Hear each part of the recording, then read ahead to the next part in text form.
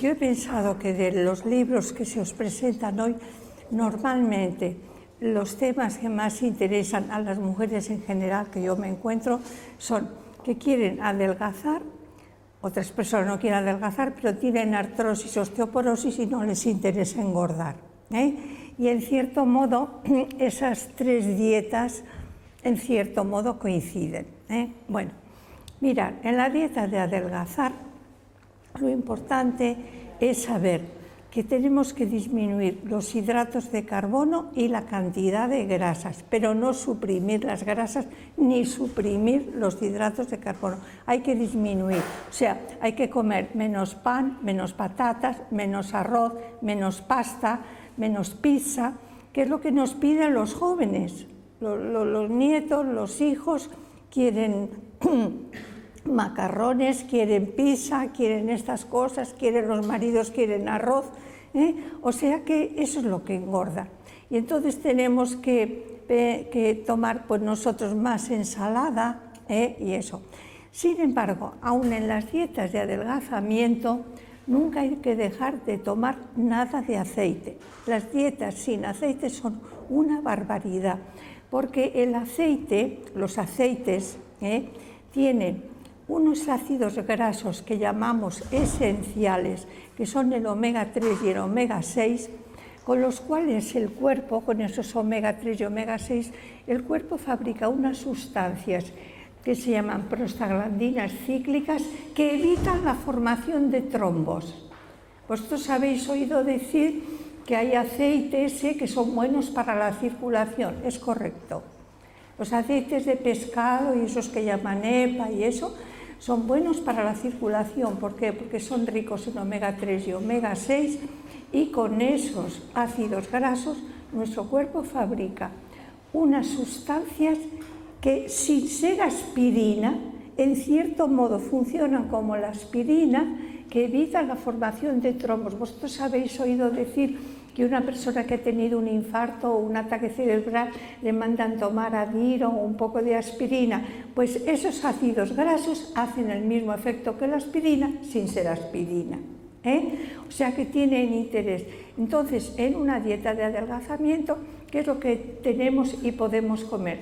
Fijaros bien, prácticamente la dieta de adelgazamiento es la dieta del diabético, porque el diabético tiene que tomar menos hidratos de carbono y tener mucho cuidado con las grasas saturadas, que son las que hacen ateromas, son las que nos hacen daño a la circulación. Entonces, por ejemplo, en una dieta para adelgazar, es que también depende un poco del horario. Yo pongo una persona que, por ejemplo, desayuna a las 8 y come a las 2, vamos a suponer eso, Pues a las 8 hay que hacer un buen desayuno. Un buen desayuno en una dieta de adelgazamiento y en una dieta de un diabético que no es insulino dependiente. Si un diabético es insulino dependiente, tiene que hacer lo que le dice su médico, porque su médico sabe la insulina que le da, a qué horas, y le conoce. Pero un diabético como fui yo me encontré que con una diabetes porque comía mal, comía muchos y me dieron cortisona, se juntaron las dos cosas y hice una diabetes. Pues una dieta para un diabético que no es insulino dependiente puede consistir, por ejemplo, en unos 50-60 gramos, por ejemplo, de jamón york o pavo. Depende también de la estatura de la persona. A más altura, más proteína, porque tiene más musculatura, más huesos, Fijaros que a veces se dicen tonterías, incluso en libros que parecen serios. A veces se dice que la cantidad de proteína depende del peso de la persona y eso es una tontería. A veces hay una mujer que mide 1,55 y pesa 92 kilos y un chico que mide 1,88 m y pesa 65. ¿Cuál necesita más proteína? ¿Aquella señora de 1,55 m o el chico de 1,88 m que está creciendo? Es evidente que el chico, aunque pese menos, O sea que a veces se dicen tonterías, pero yo digo que para eso tenemos la cabeza encima de los hombros, para pensar. Bueno, entonces en el desayuno hay que tomar entre 50 y 60 gramos de jamón york o pavo, o entre alrededor de 40 de jamón serrano o lomo curado, recortándole la grasa con tijeras, porque con cuchillo cuesta mucho. Yo siempre digo que el jamón serrano y al lomo hay que recortarle la grasa con tijeras. O también yo he estado, fijaros bien, con mi diabetes de tipo 2, yo he estado desde los 43 años hasta los 84 tomando todos los días un huevo frito con una loncha de jamón york y nunca he tenido colesterol. Me lo tomaba por la mañana, el huevo, cuando a continuación iba a trabajar. Y a los 84 años no lo dejé porque tenía colesterol, sino porque pensé que era mejor tomar el jamón y colágeno, que ya a mi edad, a mis 80 y tal, ya pensé, es mejor tomar menos huevos, al menos. Además yo tenía la oportunidad y además pensé que para mí era mejor tomar colágeno y jamón. Bueno, total, que se puede tomar, por ejemplo, un huevo y 30 gramos de jamón york, o 50-60 de jamón york, o unos 40 de jamón serrano o lomo, o unos 50-60 de pavo. Unos 50 gramos de pan, mejor integral.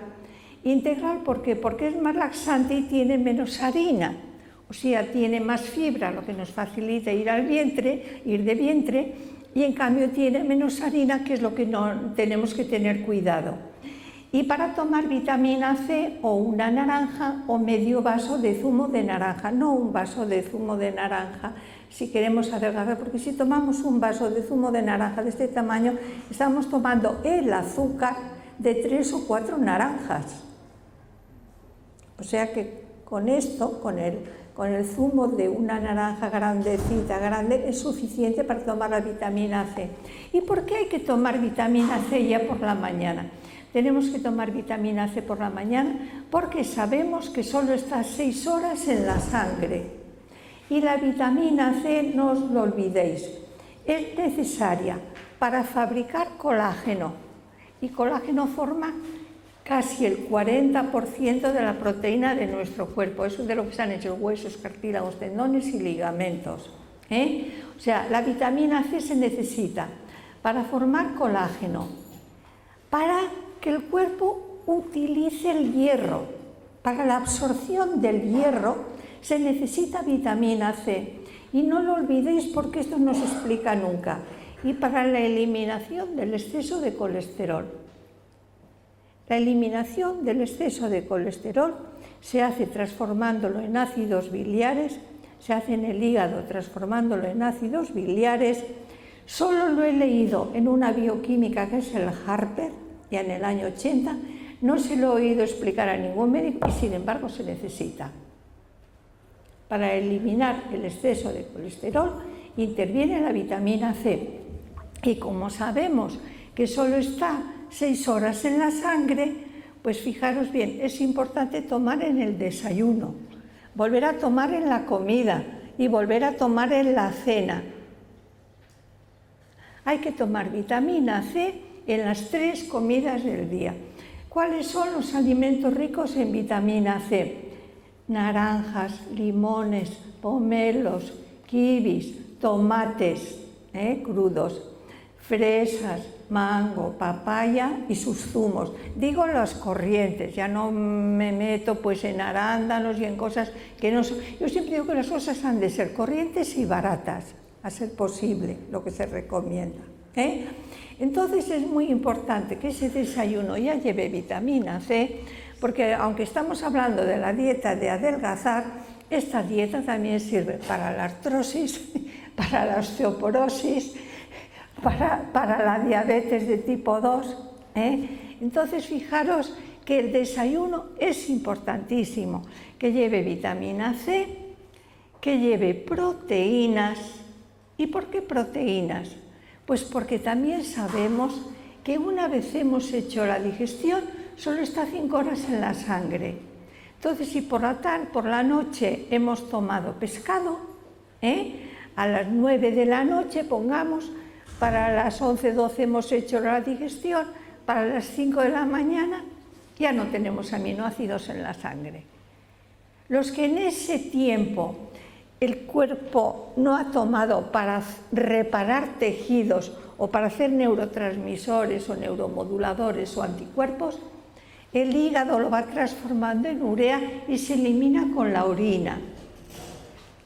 Los aminoácidos que el cuerpo no ha tomado para fabricar algo de nuestro cuerpo en esas horas, el hígado lo transforma en urea y cuando vamos al váter por la mañana eliminamos parte de los aminoácidos que hemos tomado en forma, el nitrógeno, en forma de urea en la orina.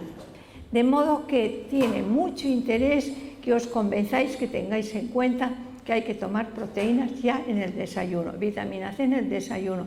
Y luego también es interesante tomar algún alimento que tenga calcio, que puede ser leche, que puede ser yogur, que puede ser leche de almendras, que puede ser leche de soja, también tiene calcio. La leche de soja, o sea, bebida de soja, la leche de soja, tiene la misma cantidad de calcio que la leche de vaca, 120 miligramos por 100 gramos de alimento. La misma, coincide, da la casualidad. 120 miligramos por 100 gramos de leche de vaca, 120 miligramos por 100 gramos de leche de soja. Entonces ya hemos hecho ese desayuno con pan integral, tal. Luego depende de a qué hora comemos. Si comemos a la 1:30 o 2, pues nos interesa no engordar. Incluso al que tiene artrosis o osteoporosis también le interesa no engordar. Entonces, fijaros bien, el que quiere no engordar, de verdura puede comer un plato. Verdura, ensalada, pues lo que te cabe en el plato, lechuga, tomate, hay gente que le pone cebolla, endivias, lo que sea, rabanitos, un plato. De verdura hervida, pues también puedes tomar un plato col, coliflor, con un trocito de patata, con unos ajos fritos. Que tenemos legumbres. Si tenemos diabetes y queremos adelgazar, o tenemos una edad que ya nos tenemos que cuidar obligatoriamente, o te quedas gaga, o haces trabajo sentada, fijaros bien, las legumbres se han de cocinar. Antiguamente, yo soy del norte, se le ponían lo que se llamaba irreverentemente los sacramentos, o sea, le ponían chorizo, tocino, morcilla, todos los pecados capitales de la dietética, se le ponían dentro de las alubias, aquellas alubias rojas de Tolosa tan ricas y de eso. Bueno, pues ahora nosotros podemos hacer las legumbres, las alubias blancas, rojas, los garbanzos, las lentejas, se pone un tomate, una cebolla, bueno, depende de los que seamos en casa, una cebolla, una zanahoria, un chorretón de aceite, el que le gustan los ajos, o sea, cebolla, tomate, zanahoria. La cebolla es diurética y laxante, la zanahoria nos da provitamina A, el ajo es vasodilatador y el tomate da buen sabor y colorcito a todo, Entonces, eso se pone, ya os digo, cebolla, tomate, ajo, zanahoria, un chorretón de aceite, y cuando ya está cocido, la cebolla, el tomate y eso se pasa por el pasapurés, y así queda la legumbre gordita, y no hace falta ponerle el chorizo, el tocino y la morcilla que poníamos antes, que cuando yo me acuerdo que si sobraba en casa alubias o eso, cuando se quedaban frías, quedaban duro aquello de la grasa de cerdo que llevaban, que con el frío quedaba duro. Y en cambio veréis que si lo hacéis como os digo, pues aquellas judías, lentejas, garbanzos quedan pues bien. Entonces, si de verdura queremos adelgazar o tenemos diabetes, podemos comer un plato. De legumbre podemos comer 2/3 partes. ¿Cómo se mide eso? Pues como digo yo, a ojo, los españoles no necesitamos pesar. Fijaros que normalmente un plato de verdura pones 3 cucharones, pones 3 cucharadas de coliflor, de judías verdes, de lo que sea. Pues de legumbre 2 cucharones, 2. y que un día nosotros tenemos los nietos, o tenemos los hijos, o tenemos lo que sea, que se come espaguetis o se come arroz. Pues entonces solo uno. El diabético, el que quiera adelgazar. Entonces, ¿cómo se hace? Porque claro, los otros van a comer un plato y tú vas a comer solo una cucharada, un cucharón de arroz o de espaguetis o lo que sea. Pues entonces, ¿sabéis lo que hacía Jacqueline Kennedy? Comía zanahoria rallada en tiras y apio. La zanahoria le daba vitamina A y además cuesta, la tienes que masticar un rato, te entretiene, y el apio también. Y entonces se puede comer, antes de ir a la mesa para no tener esa hambre, se puede comer zanahoria en tiritas y apio también, pues sí. Y entonces, como digo yo, te puedes contener con más facilidad que si llegas hambrienta. Si llegas ya con el estómago entretenido y la boca entretenida. Pero tenemos que comer todos el plato de carne, que muchas mujeres nos lo hemos saltado, empezando por mí, por eso yo me sé tanto esa historia, no nos lo podemos saltar. Eso de decir, yo con cualquier cosa paso y la carne no me gusta, a mí no me gusta la carne, no me gusta, y me la como porque sé que la tengo que comer, porque sé que tengo que comer proteína y no puedo comer huevos, otra vez a la hora de comer, ya comía en el desayuno. Entonces, ¿qué hacemos con la carne? Pues mira, yo el pollo a veces lo compro, pechuga en filetes con mucho limón, un poco de pimienta negra y aceite, lo tienes así en maceración un rato o un día, con limón, un poco de pimienta negra en polvo y aceite. Otras veces compro las patas, que me las hago cortar, o sea, el muslito y la cadera, y entonces yo le quito la piel antes de cocinarla. Hay que tener mucho cuidado porque se pega con mucha facilidad. Y entonces las hago con cebolla, tomate, le pongo pimienta en grano y le pongo coñac y hierbas de Provenza. A veces, cuando he hecho ese pollo que yo le llamo a la remanguillé, porque me sale como quiere, pues ese pollo, porque según la cebolla que le pones, que le pongas cruda o ya frita, o según el tomate que lo pongas ya en puré o lo pongas crudo, según la cantidad de hierbas como sean, y según pues te sale un poquito más para acá o más para allá. Y algunas veces me ha salido que olía a colonia, entre el vino blanco y las hierbas que me había pasado, el pollo parecía que lo había cocinado con colonia, pero vosotras, si se le va cogiendo la mano y entonces miras de no pasarte en las hierbas y de no pasarte en el vino blanco, y entonces pues queda bueno. Y entonces ese pollo os sirve 3 días, se puede, y en la nevera se te guarda 3 días. Nosotros en casa somos solo mujeres. Claro, cuando hay hombres tienes que ir variando. Pero cuando somos mujeres, pues nos conformamos a repetir y a tripetir. Entonces, pues, ese pollo, aunque parezca mentira, el 3er día es más rico que el primero, porque ha cogido más el gustito de la salsa. Y otra manera de comer, os estoy diciendo maneras de comer carne, a las que no nos gustan. Y otra manera de comer carne es hacer albóndigas, Compras un trozo de carne magra, te la pican y luego haces albóndigas en casa. Y en casa a veces también con pimientos verdes fritos, así con el saborcito del pimiento domina a la albóndiga, y también así nos comemos las albóndigas, así nos comemos la carne. De modo que os he dicho cómo se puede comer carne cuando no nos gusta la carne, O sea que no os la podéis saltar. Y de postre, o al empezar hay que comer tomate, o de postre hay que tomar pues o naranja, o fresas, o piña, o medio vaso de zumo de naranja, o comer con agua de limón. Hay que tomar vitamina C, Conviene merendar para no llegar a la cena hambrienta, y en la merienda es cuando se puede volver a tomar. Si se tiene el azúcar alto, hay que tomárselo en serio, Pues entonces te tomas pues otra vez pan integral, te lo puedes tostar un poco con aceite, y un vaso de leche o una taza de té, bueno, de leche con leche, por ejemplo, puede ser con café descafeinado, a veces yo tomo con café descafeinado, o se puede tomar también con cacao puro y un poco de Nesquik para darle un poquito de sabor. Y en la cena es cuando hay que tomar verdura y pescado.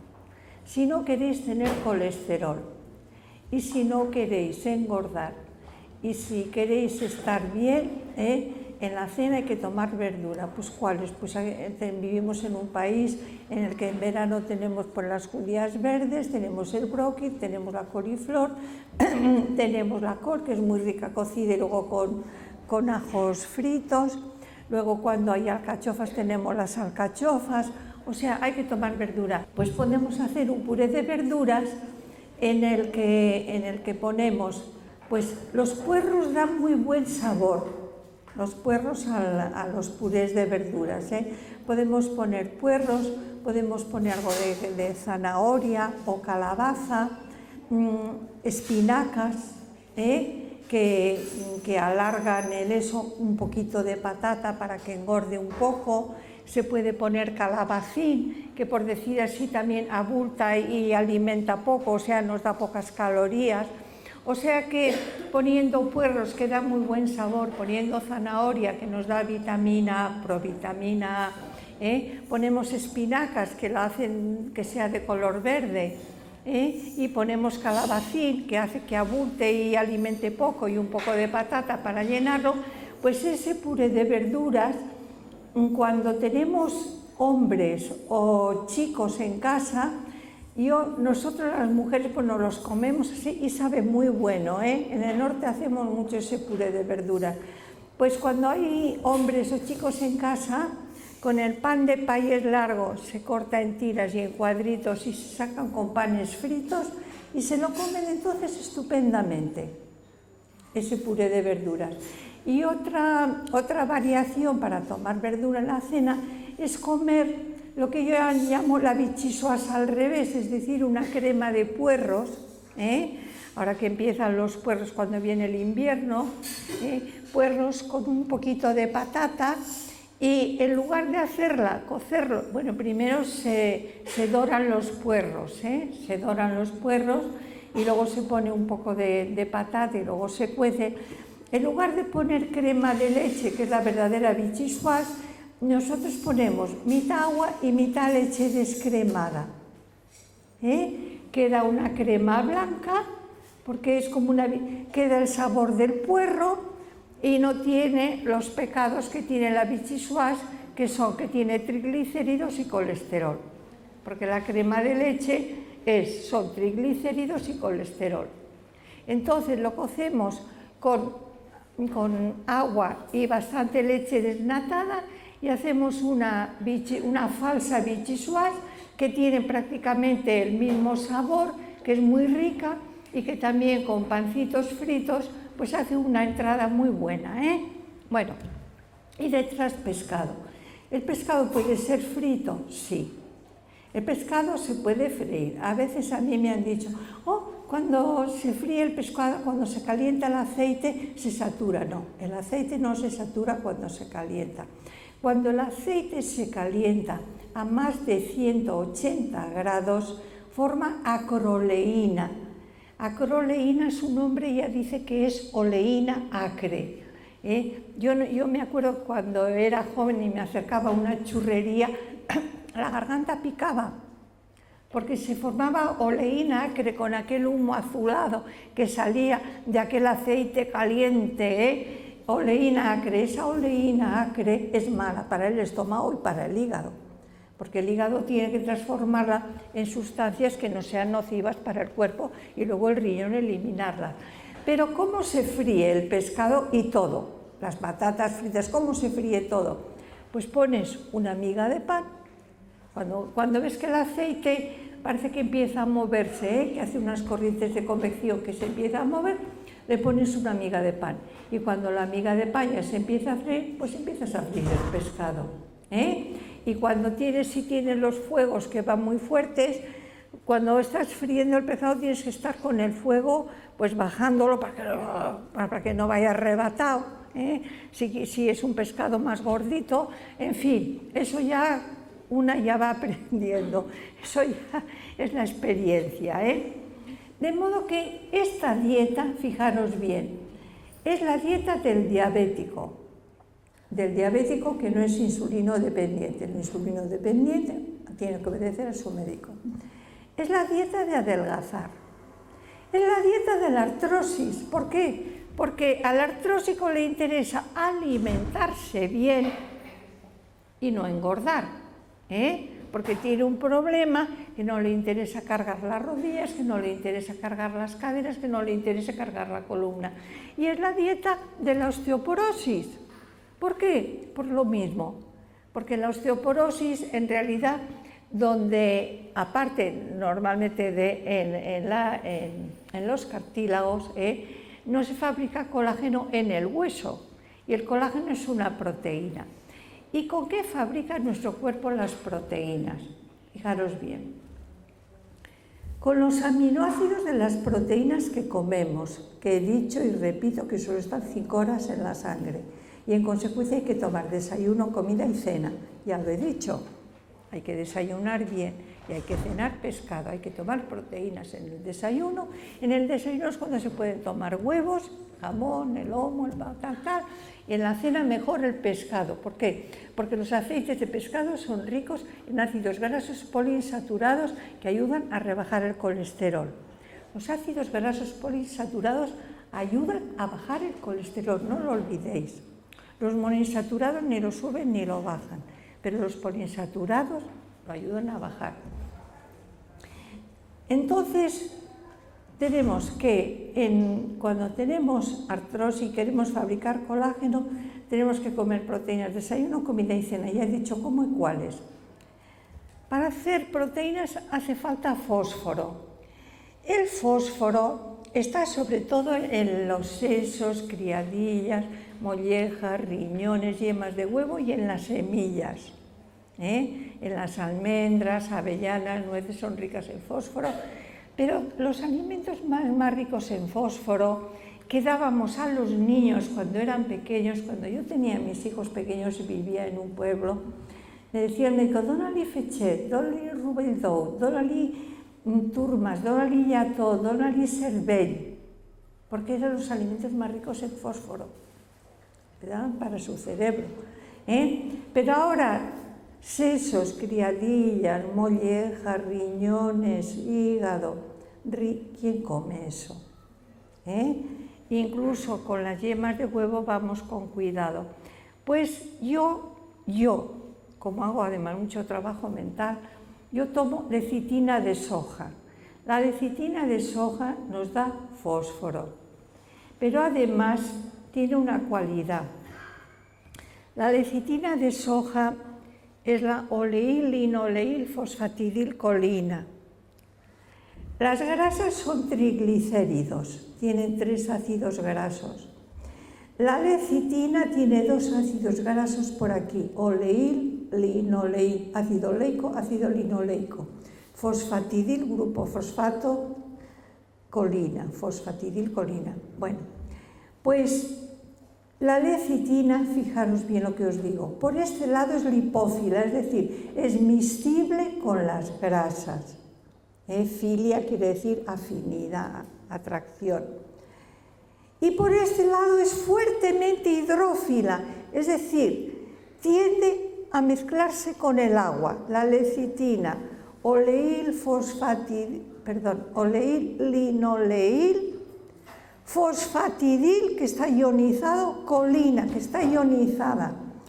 Entonces, cuando nosotros tenemos triglicéridos en las paredes de los vasos sanguíneos, que son grasas, y tomamos lecitina, yo he visto casos de estos con el tiempo, la lecitina es capaz de mezclarse molécula a molécula con la grasa y arrastrarla al torrente sanguíneo.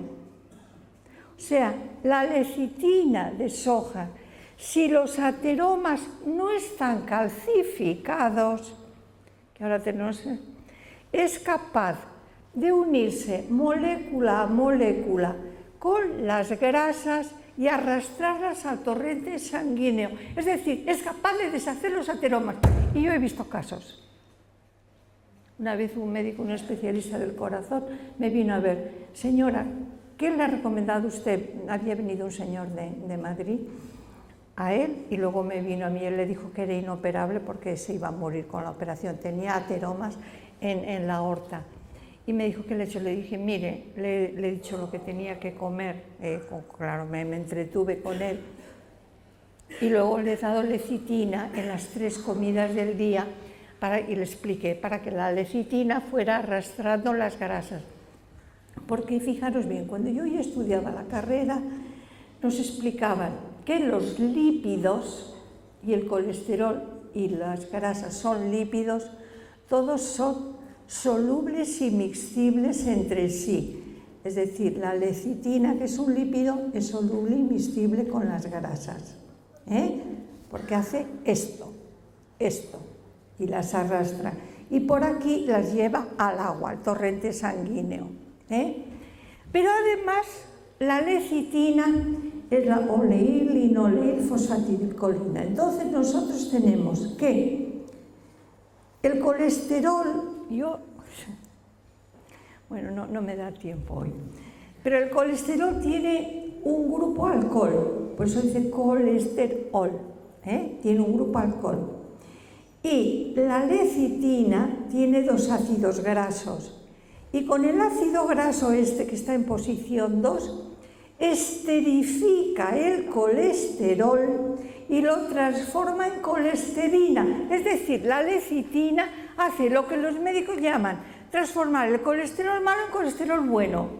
Lo hace la lecitina. O sea, un éster resulta de la reacción de un ácido con un alcohol. Se forma un éster. Colesterol, alcohol, con un ácido graso de la que hay en la lecitina.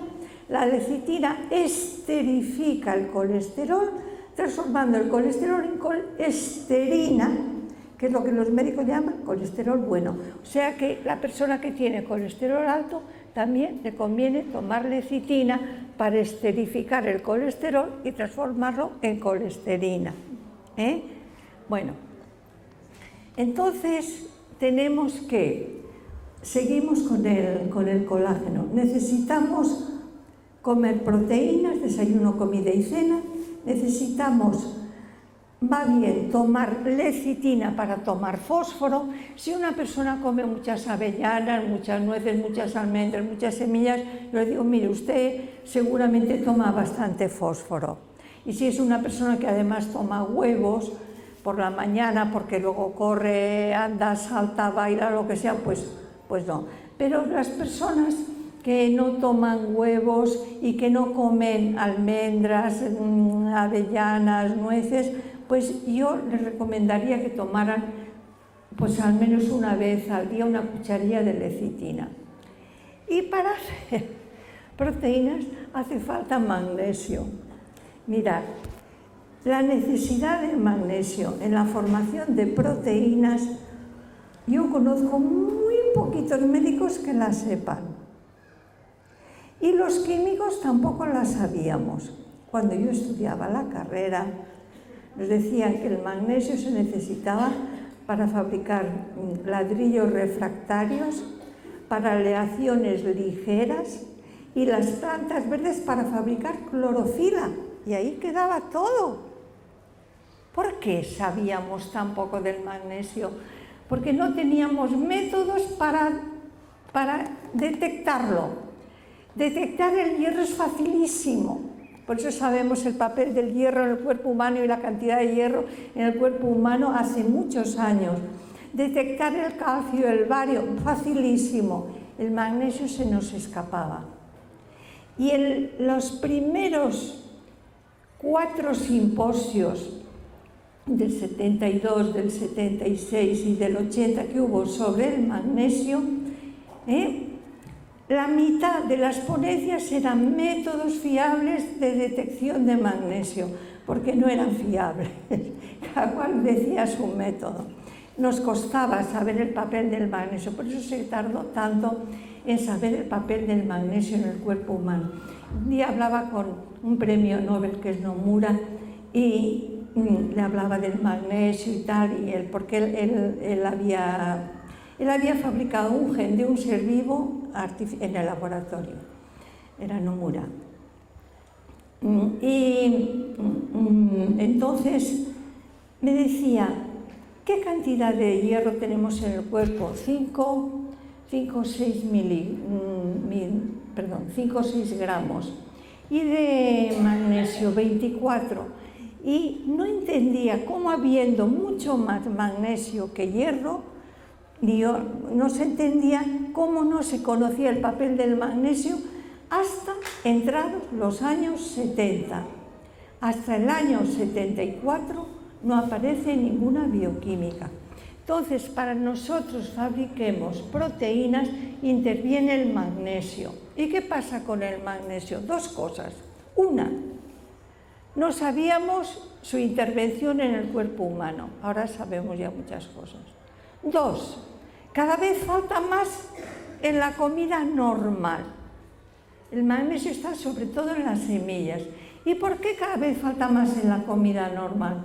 Pues porque desde los años 20 en Francia y Alemania y desde los años 50 en toda España, estamos abonando donde no hay ganado con nitrógeno, fósforo y potasio.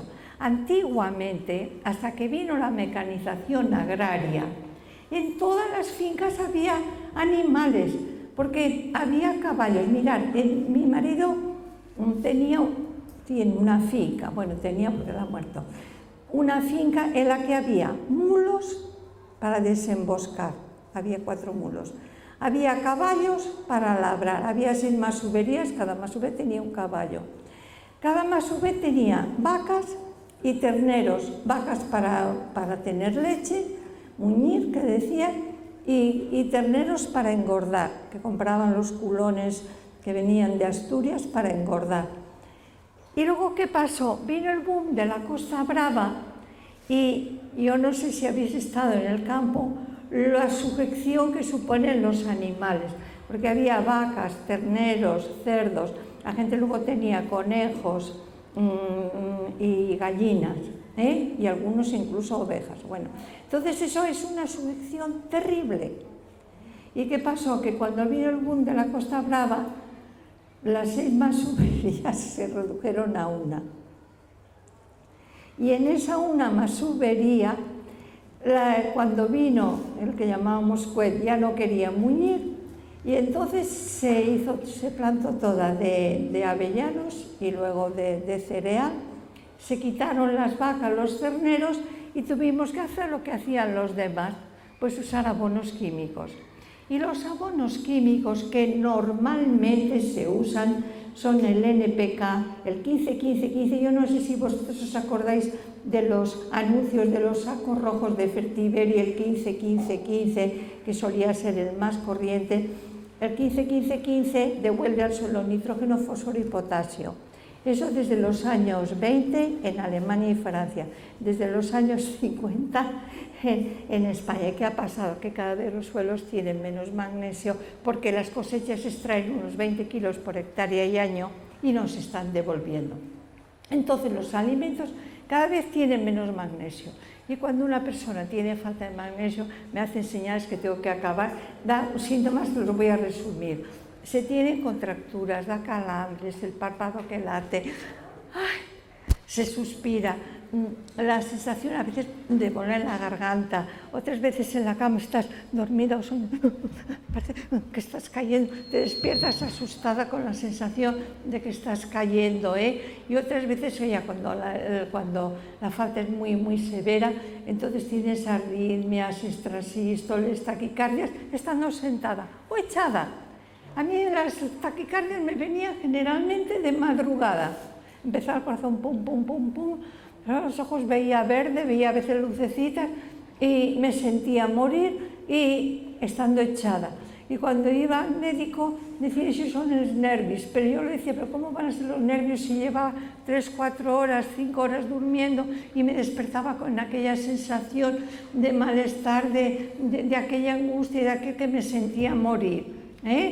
Esos síntomas son síntomas de falta de magnesio, cada vez falta en mayor medida y por eso nosotros ahora, y yo que he tenido mucha artrosis, mucha osteoporosis, muchos problemas, recomiendo a todo el mundo que tome magnesio. ¿Por qué? Porque falta en la comida normal. Y cuando se tienen estos síntomas, cuando ya se tienen síntomas del párpado que late o las rampas en la pierna o en el muslo, en el dedo gordo del pie, eso ya es una falta severa de magnesio. Preguntas, preguntas. Pues sí, 50 60 gramos de jamón york o pavo. ¿La comida y la cena? Pues mire, con una persona de mi estatura, yo digo entre 80 máximo 120 gramos de carne y más o menos parecido de pescado. Ahora, esos chicos que miden 1,92 m, esos yo siempre digo que coman lo que quieran y devoran. Lo piden con agua de limón, con tomate y si no, en pastillas. Se parte en trocitos y te tomas un cuarto, un cuarto, un cuarto, un cuarto. Porque como solo está unas horas, no tiene sentido tomar 500 miligramos de golpe, y es un exceso que le vas a obligar al riñón a tirarla. Vale más partirla y tomarse un cuarto con cada comida. ¿La cantidad de magnesio? Depende de los síntomas. Mirad. Una persona, yo a veces le pregunto a la gente, ¿tiene o ha tenido alguna vez calambres, o sea, rampas? ¿Tiene o ha tenido alguna vez la sensación de que un párpado late? ¿Tiene o ha tenido a veces la sensación de que parece que tú no te das cuenta? Y el que está a tu lado te dice, ¿qué te pasa? Ay, nada, tú no te das cuenta. Y lo que te está pasando es que los intercostales se están agarrotando, porque el magnesio se necesita para relajar los músculos. El músculo cuando se contrae gasta fósforo y calcio. Para relajarse fósforo y magnesio, fósforo y calcio, fósforo y magnesio. Y entonces metemos el potasio que ha salido, que eso nunca se explica bien, nunca. Bueno, pues entonces una persona, yo siempre digo, una persona que dice 3 sís 3 veces al día. Desayuno, comida y cena.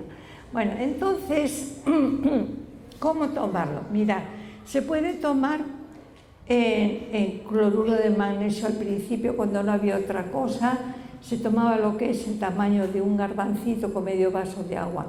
O se prepara en 1 litro de agua una cucharada sopera y vas tomando 2 dedos en cada comida. O lo hay en comprimidos y tomas 1, 2, 2 o 2, 2, 2, según la cantidad de calambres, de eso. Hay gente que me dice, uy, si ayer y anteayer estaba todo el día con el eso, pues tome 2, 2, 2. O sea, según sea lo acusado de los síntomas, pues la cantidad de magnesio.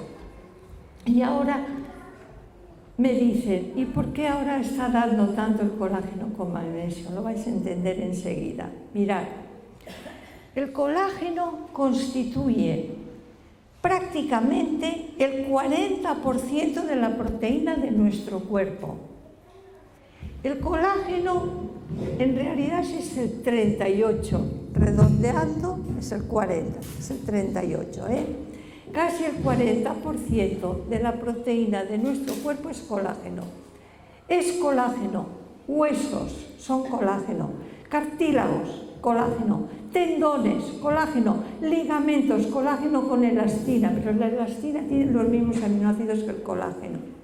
Abunda el colágeno en las encías, paredes de los vasos sanguíneos, paredes del tubo digestivo, en la córnea, en la piel, cuero cabelludo, uñas.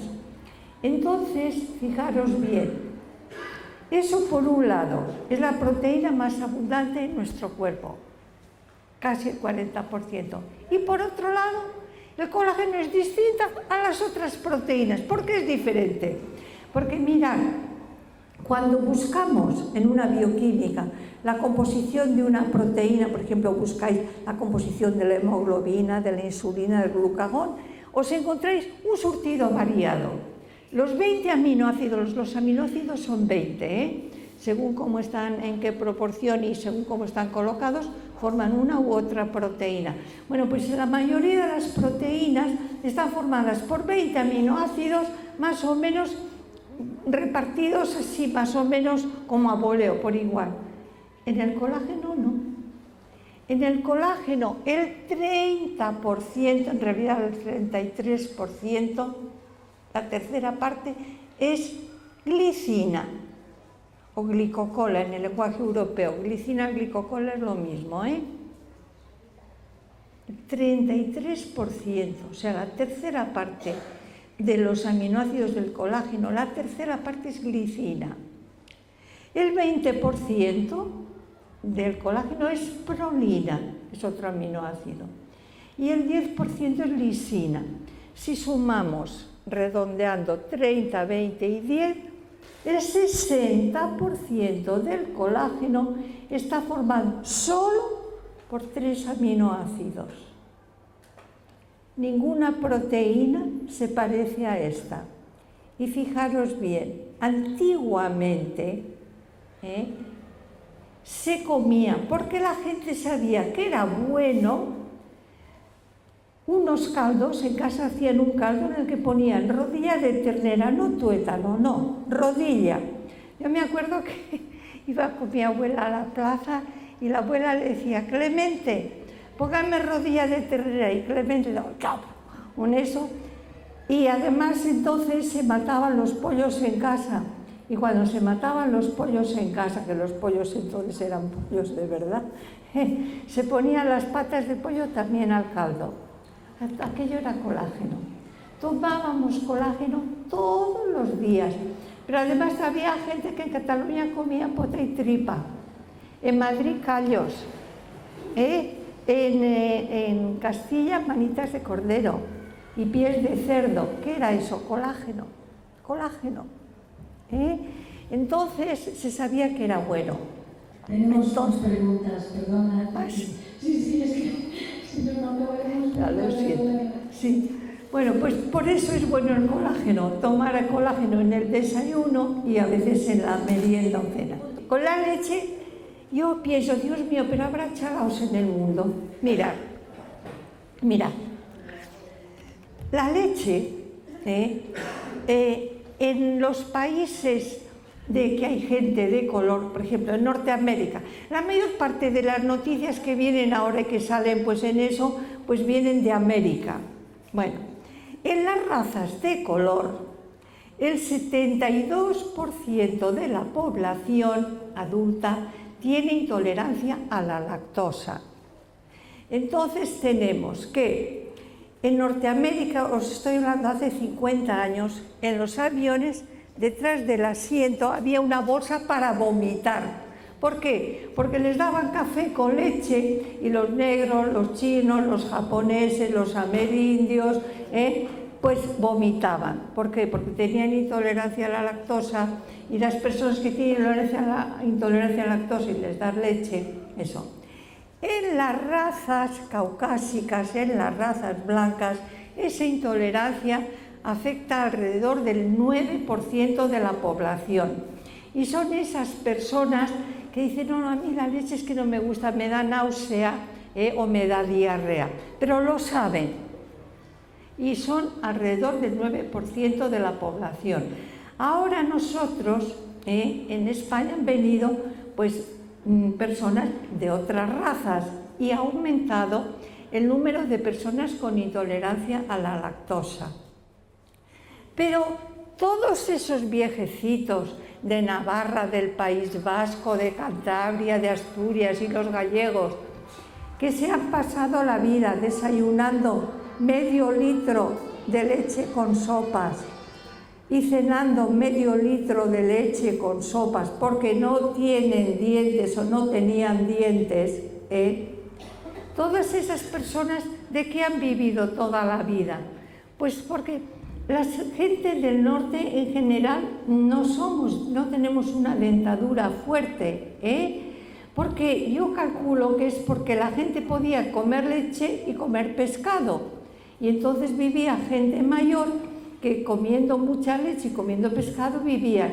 En cambio, fijaros bien, en esos pueblos, esos negros que tienen esas dentaduras tan maravillosas, tan blancas y tan fuertes, ¿qué han comido la gente en África? Raíces y semillas. O sea, los que no tenían la dentadura fuerte se morían de pequeños, porque tenían que comer raíces y semillas. Entonces, los que vivían eran los que tenían dentadura fuerte. Se casaban los que tenían dentadura fuerte con otra señora que tenía dentadura fuerte. Y entonces esa gente tiene dentadura fuerte y esa gente son la que no tolera la lactosa, ya os digo. En las razas de color, el 72% se dieron cuenta en Norteamérica que tenían intolerancia a la lactosa. Entonces hay gente que dice, hoy la leche es mala para el adulto. Bueno, en ese país, que la mayor parte de la población tiene intolerancia, pero yo tengo 89 años, tengo una hermana con 87 y otra con 85, y las tres tomamos leche todos los días, y estamos bien, O sea que la leche es buena. Otra cosa es que sea desnatada o no, La leche lleva grasa y lleva colesterol. Tiene alrededor de un 4,5% de grasa y junto con la grasa hay colesterol. Pero es que ahora podemos tomar leche desnatada, sin grasa y sin colesterol. Yo la tomo. De modo que la leche, al que le sienta bien, es buena. Y la leche tiene calcio. Los lácteos son los alimentos que normalmente nos han suministrado calcio a lo largo de la vida. Y que nos salgan los chalaos diciendo chaladuras. Cuando estaba embarazada, el médico decía, bebe mucha leche y toma mucho queso, era lo lógico. Es que además luego para eso tenemos la gente, la cabeza para pensar, esta persona que me está diciendo, O sea que, cuidado con las chaladuras, que hay muchas.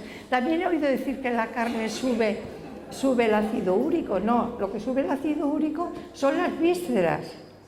La carne puede subir la urea si te pasas, pero lo que sube el ácido úrico son las vísceras. Las nueces. Mejor que las avellanas. Sí. Lo peor, las almendras no comas. Las almendras tienen un 25% de ácidos grasos saturados y un 75% de monoinsaturados. Las avellanas tienen alrededor de un 19% de poliinsaturados y las nueces tienen alrededor de un 55% de poliinsaturados, que son buenos. O sea, primero para ti las nueces y después las avellanas. Pero nunca hay que olvidar una cosa, que muchas nueces pueden producir cálculos de oxalato en el riñón, porque las nueces tienen ácido oxálico. Esa aspereza de las nueces es ácido oxálico. Tienen fósforo, seguramente es posible que tengan algo de lecitina. Es posible, no te sientas bien. Pues es posible que también tengan algo de lecitina, porque la lecitina se obtiene en las hojas separándola del aceite. Ahora, si tienes tendencia a hacer tú el colesterol, en la cena no tomes mucho azúcar, ni arroz, ni pasta, ni patata. Verdura y pescado, porque es una pena, pero con el acetil-CoA, o sea, cuando nosotros tomamos glucosa, o sea, llegamos a la glucosa, azufre de agregación de Enden-Meyerhof, formamos ácido acético, que es una coenzima A, con el acetil-CoA que no quemamos en el ciclo de Krebs, moviéndonos, bailando, o haciendo ejercicio, el cuerpo hace colesterol. O sea que en la cena no comas sopa de arroz, ni sopa de fideos, ni puré de patata. En la cena, verdurita, ensalada, puré de verduras, y ensaladas, gazpacho y pescado. El ácido hialurónico es un proteoglucano, es decir, es una proteína unida a moléculas de azúcar. Lo forma el cuerpo y es un lubrificante. Es un lubrificante y está entre las células, pero si tú tomas proteínas y comes normal, el ácido hialurónico lo puede fabricar tu cuerpo, ¿eh? O sea, no es que sea una cosa muy específica, son proteoglucanos, también llamamos glucoproteídos los químicos, son proteínas unidas a moléculas de azúcar. Y yo tengo una bioquímica que tiene incluso fotografías tomadas con microscopio electrónico de esos ácidos hialurónicos. El Metzeler, si alguna es química y tiene una bioquímica que se llama Metzeler de 1980, salen fotografías de los ácidos hialurónicos, ¿eh? Son proteínas unidas a moléculas de azúcar, es una molécula, por decirlo así, normalita, ¿eh? Lo que pasa es que hace de lubrificante. ¿Pero es efectivo para las articulaciones? Perdón, sí, es un lubrificante, sí señora, hace de lubrificante. Es un lubrificante, ¿eh? Son unas proteínas como un moquillo. La proteína vegetal no tiene nada de colágeno, ¿eh? Mire, yo siempre digo, hombre, depende de la vida que hagas, ¿eh? A veces yo me encuentro con señores vegetarianos, a veces de 60 años, que me dicen, mire, bueno, vienen porque tienen artrosis, pues si no, no vendrían.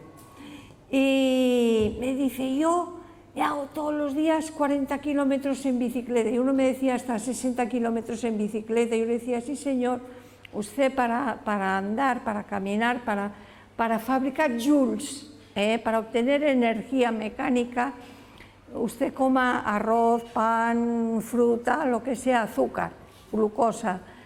Pero para que trabaje el cerebro trabaja con proteínas y no se dice. Y también en el Metzeler, en ese libro que os digo, veréis cómo explica cómo el cerebro trabaja con proteínas. Incluso vienen unos péptidos cerebrales que se llaman las proteínas de cadena corta, llamamos péptidos, y viene la composición de aminoácidos de esos péptidos cerebrales, que son, como yo os decía antes, como un surtido variado de aminoácidos. Por eso yo a veces hay personas que me dicen, ay, yo por la mañana no quiero comer jamón, yo no quiero comer eso, tomo todo colágeno. Le digo, pues mire señora, no, con el colágeno usted va a hacer colágeno, pero si usted quiere que le funcione su cerebro, coma jamón, coma huevo, coma pavo, coma lomo, coma jamón serrano, porque para hacer esos péptidos cerebrales y para hacer, por ejemplo, pues ahora sabemos algunos neurotransmisores, la serotonina, que da sosiego, serenidad. O sea, a ti te dicen una cosa y tú necesitas fabricar serotonina para decir, bueno, a ver cómo me tomo esto, a ver cómo hago esto, tienes que fabricar serotonina.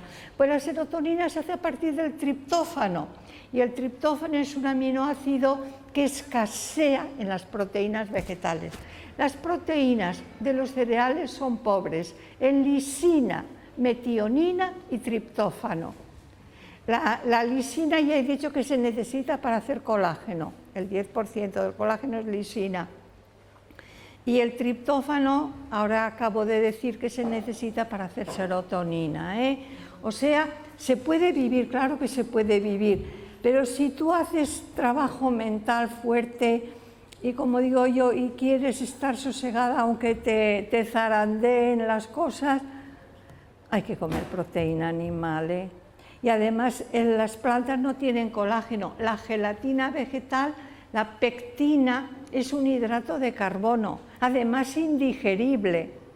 O sea, esa gelatina que hace la manzana asada, esa gelatina no es colágeno, es pectina. Y esa pectina es indigerible, y por eso la manzana asada es laxante, porque esa gelatina no la digerimos y va a hacer que las heces resbalen con más facilidad y nos permitan ir al lavabo. Bueno.